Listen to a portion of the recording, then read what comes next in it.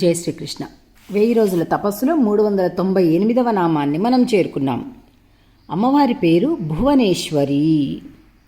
14 భువనాలకు అధిపతి అయినటువంటి వాడు, భువన భాండాలకు అధిపతి అయినటువంటి వాడు ప్రభు అయితే, ఆయనని కూడా శాసించగలిగినటువంటి తల్లి భువనేశ్వరి.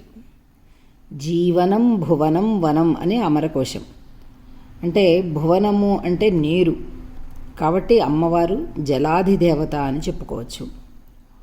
హృల్లేఖాభిమాని అయినటువంటి దేవత అంటే హృదయాన్ని జయించేటటువంటి గుణము కలిగినది అనే అర్థం ఒకటి.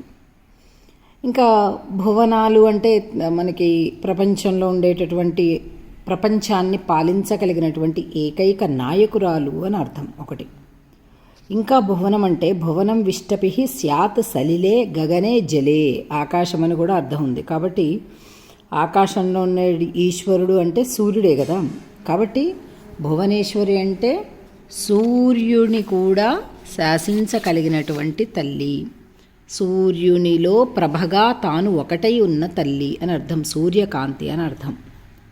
ఇంకా భువనే అశ్వం రాతీతి భువనేశ్వరి, ముల్లోకాలకి కూడా సూర్యప్రభని లేదా అగ్నిని లేదా వాయువుల్ని లేదా జీవుల్ని అన్నింటినీ కూడా ఇచ్చేటటువంటి తల్లి అని అర్థం.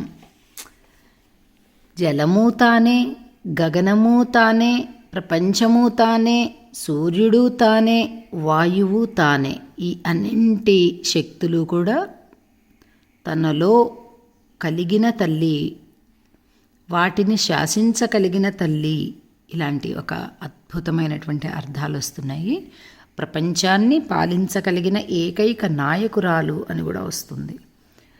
ఇలాంటి ఈ అమ్మవారి యొక్క అనుగ్రహం మనందరిపైన కలగాలి అని మనం ఆకాంక్షిస్తూ, ఈరోజు ప్రశ్న ఏంటంటే, భువనేశ్వరి అనేది కొందరు ప్రసిద్ధుల యొక్క పేర్లుగా ఉన్నాయి.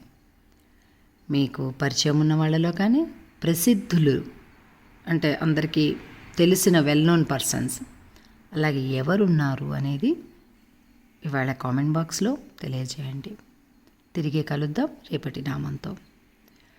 నామాన్ని 11 సార్లు పలుకుదాం.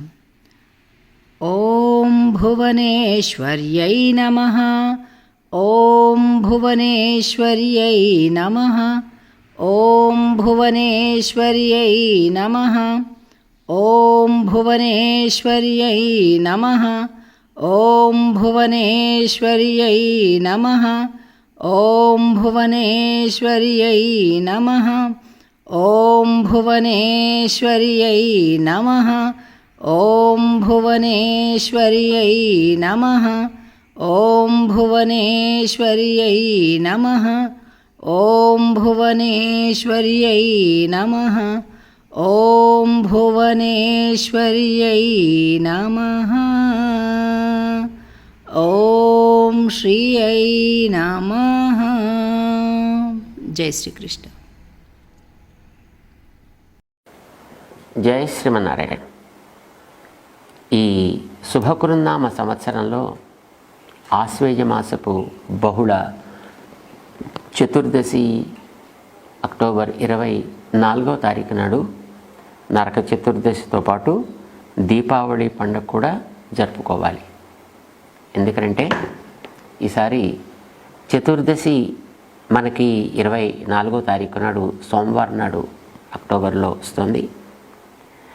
మర్నాడు 25వ తారీఖు రాత్రికి అమావాస్య లేకపోయినప్పటికీ ఆ వేళ గ్రహణం ఏర్పడుతూ ఉండడం చేత రాత్రి ఉత్సవం చేసుకోవడానికి అనుకూలం కాదు.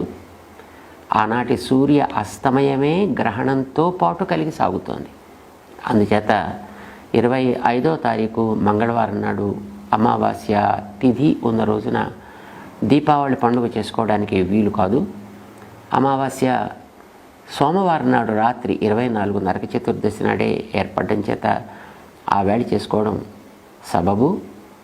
మనం ధనలక్ష్మి పూజా మహోత్సవాన్ని సోమవారం అక్టోబర్ 24వ తారీఖు నాటి సాయంకాలమే చేసుకుంటున్నాం. జై శ్రీమన్నారాయణ.